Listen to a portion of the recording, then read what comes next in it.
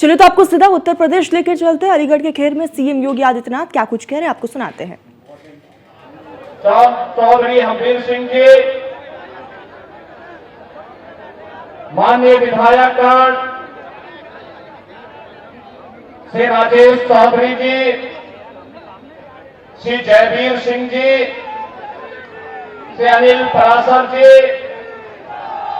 श्री रविंद्र पाल सिंह जी, श्रीमती मुक्ता संजीव राजा जी,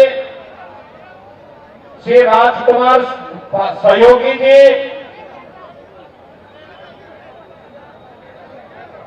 Shri RP Singh ji और Bharatiya Janata party राष्ट्रीय लोकदल के संयुक्त प्रत्याशी के रूप में उपस्थित स्वर्गीय श्री कृष्णलाल दिलेर जी के पौत्र और स्वर्गीय श्री राजवीर सिंह दिलेर के पुत्र एक युवा कर्मठ प्रत्याशी श्री सुरेंद्र दिलेर जी और उपस्थित खैर के मेरे सभी बहनों और भाइयों, आज मैं इस उपचुनाव के माध्यम से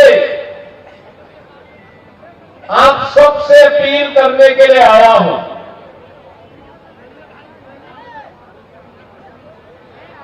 अलीगढ़ कैसा होना चाहिए, उसमें खैर की क्या भूमिका होनी चाहिए, इसके बारे में चर्चा करने और जब अपना जनप्रतिनिधि होता है तो उसका लाभ किस रूप में प्राप्त होता है, इसके बारे में बात करने के लिए आपके बीच आया हूं। बहनों और भाइयों, अभी हाल ही में आपने हरियाणा विधानसभा के चुनाव के परिणाम को देखा होगा। लोग तमाम प्रकार की चर्चाएं करते थे, लेकिन हरियाणा की जनता ने जवाब दिया कि नहीं, हमें डबल इंजन चाहिए और डबल इंजन में भी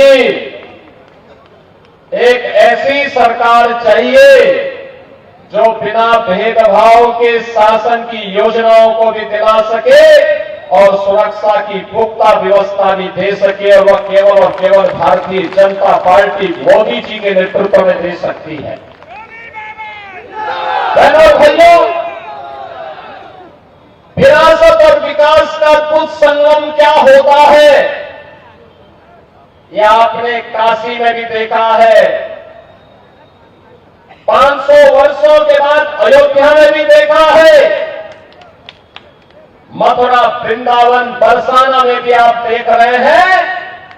और आपको अलीगढ़ से ज्यादा अच्छा उदाहरण क्या मिलेगा कि जिस राजा महेंद्र प्रताप सिंह जी को कांग्रेस ने पूरी तरह भुला दिया था,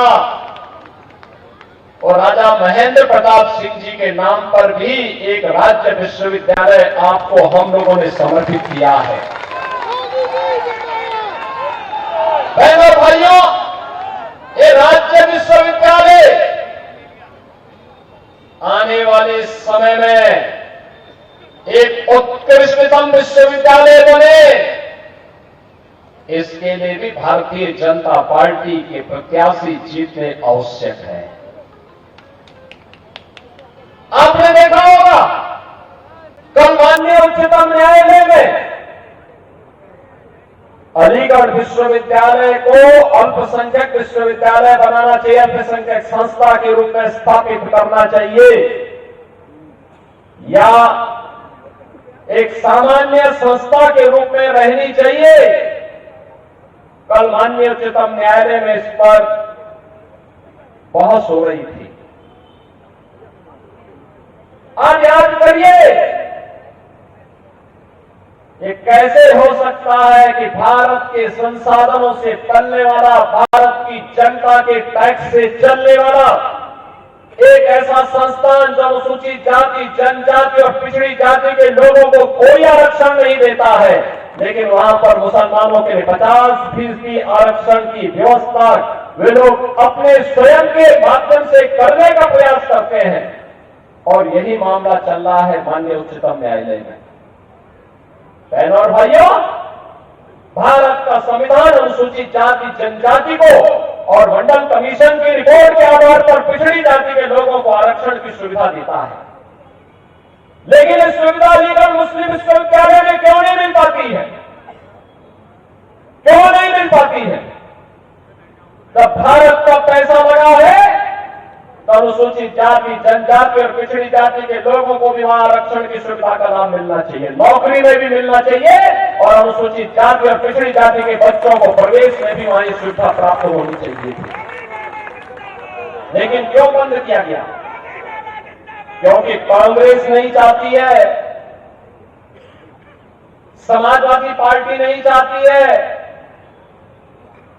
बहुजन समाज पार्टी नहीं चाहती है, क्योंकि इन सबको वोट चाहिए, वोट बैंक को बचाने के लिए लोग आपकी भावना के साथ और राष्ट्रीय एकता और अखंडता के साथ खिलवाड़ कर रहे हैं।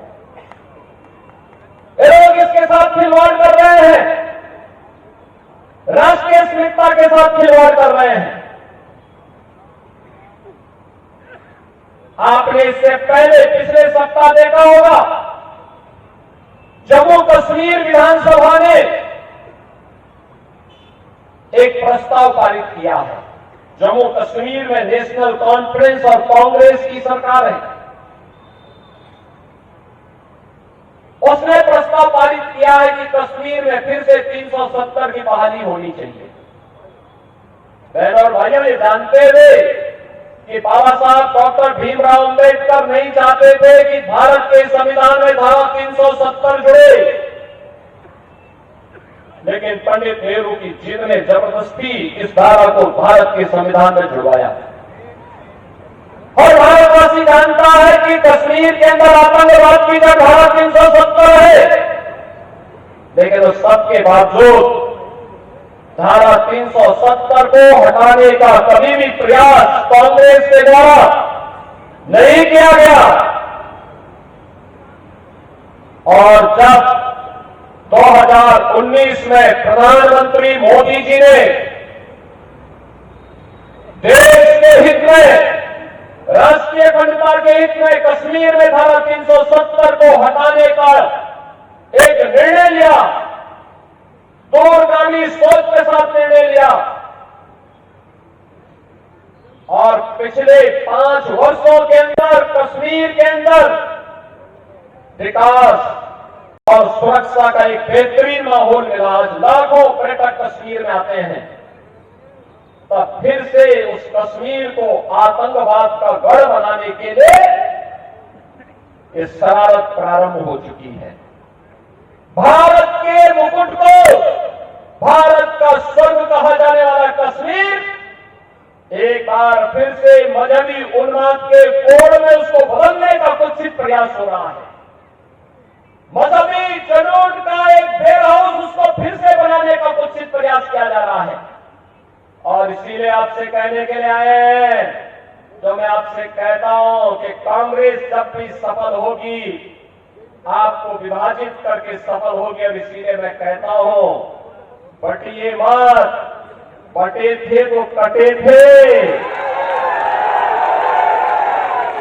मैं इसीलिए बार बार कहता हूं, ये देश का इतिहास बताता है, बटे थे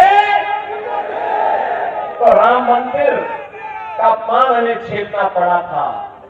मथुरा में भगवान श्री कृष्ण की, कृष्ण कन्हैया की जन्मभूमि का अपमान हमारे सामने आया था। भगवान विश्वनाथ का अपमान हमारे सामने आया था। क्या कुछ नहीं हुआ था हमारी मां बहनों के साथ में? क्या कुछ नहीं हुआ था बहन और बेटियों के साथ में? अगर इस सब के बावजूद भी गांधारी की तरह आंखों पे पट्टी बांध करके हम जाति के नाम पर बटे हुए हैं, अपने स्वार्थों में बटे हुए हैं, तो बहनों और भाइयों, कटने के सिवाय हमारी दूसरी नियति नहीं हो सकती है। और मैं तो इसीलिए आपसे कहने के लिए आया हूं, बटो मत। ये बांटने वाले लोग आपके दुश्मन हैं। आपके चेहरे पर मीठी मीठी बातें बोलेंगे, इनके बहकावे में मत आओ। और मैं तो कहता हूं, बटोगे तो कटोगे, एक रहोगे तो नेक रहोगे, एक रहोगे तो सेफ रहोगे। बहनों और भाइयों, इसीलिए मैं आज आपसे कहने के लिए आया हूं, आपने 2017 के पहले के उत्तर प्रदेश को देखा है, 2017 के बाद का उत्तर प्रदेश भी आप देख रहे हैं। यही अलीगढ़ था, यही अलीगढ़ था। हर 10 दिन में यहां कर्फ्यू लगता था या उपद्रव होता था। आज 7.5 वर्ष में कोई उपद्रव हुआ? कोई उपद्रव करने की हिम्मत कर पाएगा क्या? कोई गुंडागर्दी करने का दुस्साहस कर पाएगा क्या? उसको भी मालूम है, जो उपद्रव करेगा, निर्दोष व्यापारियों की दुकानों पे आगजनी करेगा, बेटी और बहन की इज्जत के साथ खिलवाड़ करेगा। एक तरफ यमराज इंतजार कर रहा होगा उसका, और दूसरी ओर बाप दादों ने अगर कोई संपत्ति अर्जित की है तो संपत्ति भी कब्जे में लेकर के गरीबों में बांटने का काम कर देंगे। बहनों और भाइयों, ये यूपी के परसेप्शन को सुधारता है। ये यूपी बड़ी यूपी है। हर तीसरे दिन दंगा होता था, कर्फ्यू महीनों लगता था, पर्व और त्योहार शांतिपूर्ण तरीके से नहीं मनाए जाते थे।